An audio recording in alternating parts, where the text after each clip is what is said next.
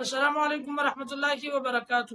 آج ہم بات کریں گے ہائیڈروفوبیا کے بارے میں کہ ہائیڈروفوبیا کیا ہے، ہائیڈروفوبیا کے سائن اینڈ سمٹم کون سے ہے، ہائیڈروفوبیا کی کمپلیکیشن کون سے ہے، اور ہائیڈروفوبیا کی پریکاشنز کون سے ہے، اور ہائیڈروفوبیا کی ٹریٹمنٹ کیا ہے۔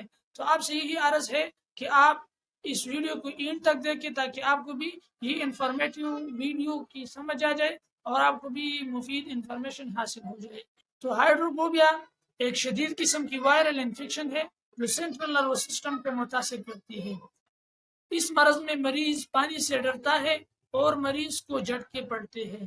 یہ متاثرہ کتے کے کاٹنے سے لگتی ہے۔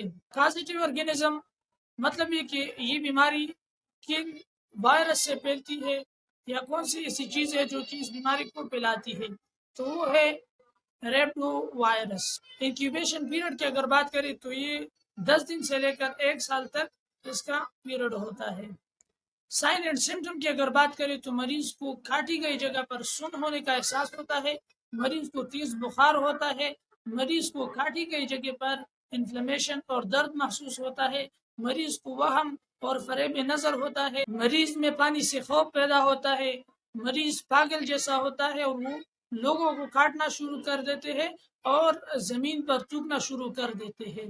مریض کے گلے کے جو مسلز ہوتے ہیں وہ پانی پینے یا کسی اور چیز کو پینے سے سکڑنے لگ جاتے ہیں اور یہاں تک کہ یہ سکڑ جاتے ہیں کہ وہ لعاب نگلنے سے بھی سکڑ جاتے ہیں اور اس کی رال بہتی رہتی ہے۔ کمپلیکیشن کی اگر بات کریں تو اس مرض کے نتیجے میں بے ہوشی ہو سکتی ہے۔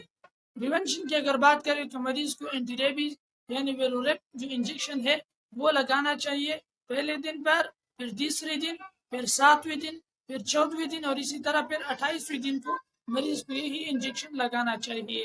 مریض کے کاٹے گئے جگہ کو بار بار صابن سے دھونا چاہیے، مریض کو کاٹے گئے جگہ پر ٹانکے نہیں دینے چاہیے اور زخم کے ارد گرد امیونو گلائبولین یا اینٹی سیرم لگانی چاہیے۔ ٹریٹمنٹ اگر مریض میں علامات ظاہر ہو گئے تو پھر اس کا علاج کرنا تھوڑا مشکل ہوتا ہے، تو اس لیے چاہیے یہی ہوتا ہے کہ مریض کو علامات ظاہر ہونے سے پہلے اس کی صحیح پریونشن کرے اور بیماری کی روکنے کی کوشش کرے۔ اگر علامات ظاہر ہو جائے تو پھر ڈیزیپام انجیکشن صبح دوپہر شام 10-10 ملی گرام دینی چاہیے۔ اسی طرح مریض کو آئی وی ڈرپ لگانا چاہیے اور مریض کو انجی ٹیوب کے ذریعے خوراک دینی چاہیے۔ اگر آپ کو یہ ہماری ویڈیو پسند آئی ہو تو برائے مہربانی اس کو آگے شیئر کریں اور ہمارے چینل کو سبسکرائب لازمی کریں۔